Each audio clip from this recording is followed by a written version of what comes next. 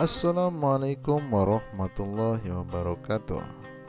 Jumpa lagi dengan kisah-kisah menarik dari Abu Nawas, yang mana Abu Nawas kali ini akan menjadi seorang hakim di kerajaan Baghdad. Kisah ini dimulai ketika ada dua orang ibu berseteru tentang bayinya. Sebenarnya kisah kejadian ini pernah terjadi pada masa Nabi Sulaiman, ketika Nabi Sulaiman masih sangat muda. Entah sudah berapa hari kasus seorang bayi yang diakui oleh dua orang ibu yang sama-sama ingin memiliki anak tersebut. Hakim rupanya mengalami kesulitan memutuskan dan menentukan perempuan yang mana sebenarnya yang menjadi ibu dari bayi itu.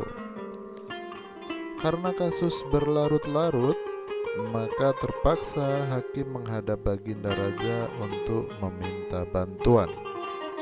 Baginda pun turun tangan. Baginda Raja memakai taktik rayuan. Baginda berpendapat mungkin dengan cara yang amat halus, salah satu dari wanita itu ada yang mau mengalah. Tetapi kebijaksanaan Baginda Raja Harun ar-Rasyid justru membuat kedua perempuan makin mati-matian saling mengakui bahwa bayi itu adalah anaknya. Baginda Raja berputus asa, mengingat tak ada cara lagi yang bisa diterapkan. Baginda akhirnya memanggil Abu Nawas. Abu Nawas hadir menggantikan hakim. Abu Nawas tidak mau menjatuhkan putusan pada hari itu, melainkan menunda sampai hari esok. Semua yang hadir yakin bahwa Abu Nawas pasti sedang mencari akal, seperti yang telah biasa dilakukan sebelumnya. Padahal penundaan itu sebenarnya hanyalah disebabkan karena Al-Gojo tidak ada di tempat.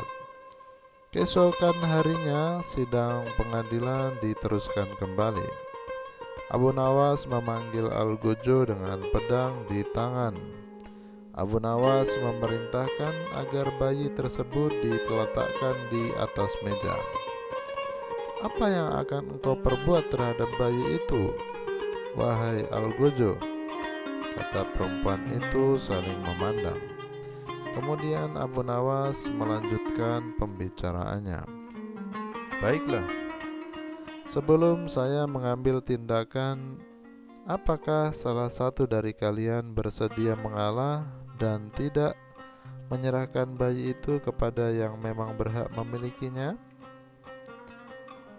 Akhirnya kedua perempuan tersebut mengatakan bahwasanya bayi itu adalah anak mereka.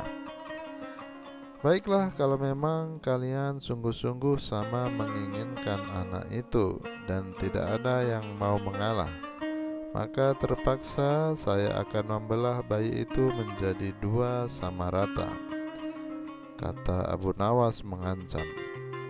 Perempuan pertama girang bukan kepalang, sedangkan perempuan kedua menjerit histeris. "Jangan, tolong jangan dibelah bayi itu. Biarlah aku rela bayi itu seutuhnya diserahkan kepada perempuan itu," kata perempuan kedua. Abu Nawas tersenyum lega. Sekarang topeng mereka sudah terbuka.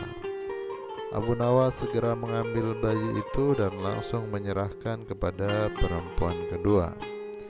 Abu Nawas minta agar perempuan pertama dihukum sesuai dengan perbuatannya, karena tidak ada ibu yang akan tega menyaksikan anaknya disembelih, apalagi di depan matanya. Dengan kejadian itu, Abu Nawas mendapatkan pujian dari Baginda.